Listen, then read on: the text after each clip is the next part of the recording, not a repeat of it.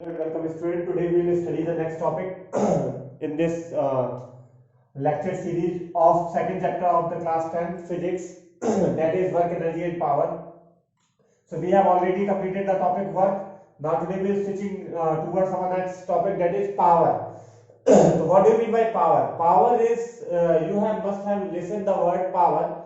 Power is sometimes the power spent by a source is measured as the amount of work done by the source in 1 second. Suppose we are doing a particular work, so the work done at a particular instant of time, or we can say particular interval of time. We cannot use the word instant. We use the word interval of time. Instant can also be used, but more appropriately we use the particular interval of time is known as power. So power is a rate of doing work. Its unit is unit for the work is joule. Unit for the time is second. So joule per second is a unit which is regarded as the unit of power, or which can also be written as watt. So what is the unit for the power is watt, and the measurement of the power is the power spent by a source is measured as the amount of work done by the source in 1 second. Amount of work done by the source in 1 second is give you the value of, or the measure of the power. Factor which affect the power are the amount of work done by the source and time taken by the source to do the said work. Suppose we having two pulley A and B. We having two pulley A and B, and suppose A take 1 minute to put a load into the bus, while B take 2 minutes to put a load into the bus. So which one having the greater power? We know very well power is equal to W by T. For A it is W by 1, B it is W by T. So power of the A, power of the B. तो time कम means power ज्यादा, inversely proportional है time के power, और time ज्यादा means power come. So power of the A is greater than, power of the A is greater than the power of the B, and we can easily determine from here that the power of A is double that of the power of the B. We can easily calculate the which one having the greater power by having this relation, because power is inversely proportional to time, and power of the A, time taken by A in completing the particular work is 1 minute, and while B take 2 minutes for completing the particular work. So we know very well power is inversely proportional to time. Which one having the lesser time will having the greater power, and which one having the greater time will having the lesser power. So we can easily determine the power of the A is greater than the power of the B, while the work done by A, or sorry, now what is about the work done? The work done of the A equal to the work done of the B, because they are doing the same work. Because work done equal to mgh. Work done does not depend upon time, but the power depends upon time. So from here we can easily conclude that the power of the A double of that of the power of the B, but the work done by the both the A and B are same. Now we have the some units for the power. Higher unit of the power is megawatt, kilowatt. 1 kilowatt is equal to 10 to the power 3 watt. You all are supposed to learn these unit. 1 gigawatt. 1 gigawatt equal to 10 to the power 9 watt. 1 milliwatt. No, sorry, megawatt. 10 to the power 6 watt. Smaller unit 1 milliwatt equal to 10 to the power minus 3 watt. 1 microwatt. Micro. One more unit for the power is horsepower, which is used in a mechanical engineering. Mechanical engineering. So that you can you can use this horsepower. 1 horsepower equal to 746 watt. You can easily determine the value of horsepower. Read this about the horsepower from the book. Okay.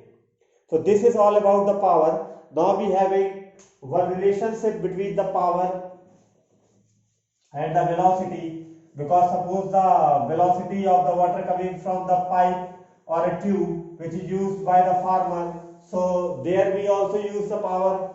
So what is the relationship between the velocity and the power? So suppose we know very well work done work done by a variable force.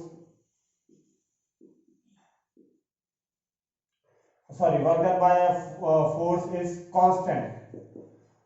So we know very well work done equal to force into displacement. Okay, work done by suppose a constant force is F. So we know very well work done equal to force into displacement. Now we know very well at time t. Suppose at time t, so work done will be work done by time equal to force into displacement by time. Okay, so this displacement of upon time will give you the value for the average velocity. So we can substitute this value as sorry. So this work done upon time will be power, and this displacement upon time shall be velocity. So this will give you the expression for the power, that power is equal to force into average velocity. So this formula can also be used in the questions. So what is the basic difference between work and power? That work done, it do not depend upon time, do not depend upon time, while the power depends upon time. One more concept which we have left in the last lecture, that work done by acceleration due to gravity. Work done by acceleration due to gravity. So suppose if you are doing the work under the influence of acceleration due to gravity, suppose you pulley is loading a load over a bus or a train, or suppose you have thrown a stone in a upward direction, so work done will be mgh. Work done will be mgh. You people are supposed to remember this formula. Work done under the influence of gravity equal to mgh, where height represents the displacement and mg represents the force. So ultimately this is also equal to the work done equal to force into displacement, while in the case of acceleration due to gravity it is determined by using the formula W is equal to mgh. Now we will study the topic energy. What do you mean by energy? Energy of a body is its capacity to do work. Energy of a body is its capacity to work. To do work. So capacity of body to perform a particular task is a energy, and energy is supplied from the source. Energy is supplied from the source. Source will supply the energy, and that energy computed at particular time will give you the value of power. Try to understand. Source will give you the energy, and that energy computed at particular time will give you the value of power. I think are you able to understand what I am trying to say? That the source, suppose there is a source which having lot of energy. So source will supply the energy, and energy performed at a particular time will give you the value of power. So body of capable of doing work is said to possess the energy. Is said to possess the energy. So body which is capable of doing work, it must having the energy, because without having the energy body cannot perform its work, and that energy utilized by the body at particular time will give you the value of power. So ultimately the big boss is work. Work is the big boss. Then after we having the concept of energy, the work will perform under the influence of energy. Suppose we having the source, this is the big boss, it will supply the energy.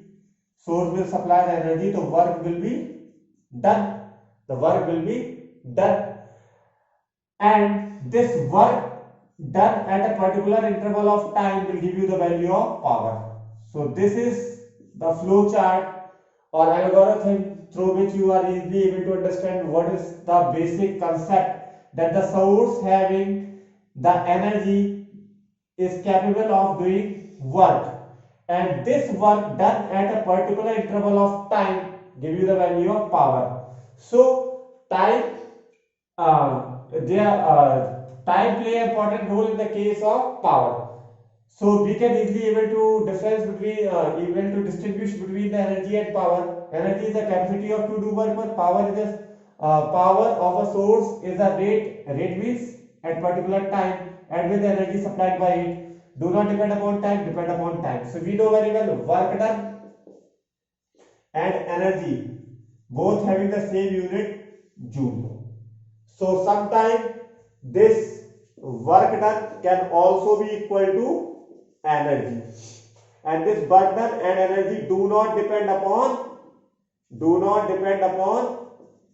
time. Work done and energy do not depend upon time, while this power depend upon time. Power depends upon the time.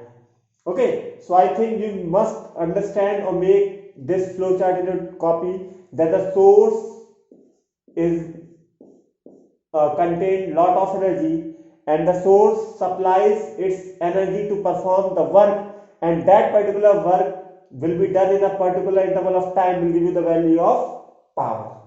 So I hope you are able to understand what do you mean by energy, what do you mean by power, what do you mean by work done, what are the unit of energy, what is the unit of power. Now in the next lecture we will study the different type of energy, that is kinetic energy and potential energy, how it will be affected by increasing or decreasing the value of this velocity, and the relationship between the momentum and kinetic energy, and the conservation of energy. That's all for today. Now we will see the next topic in the next lecture.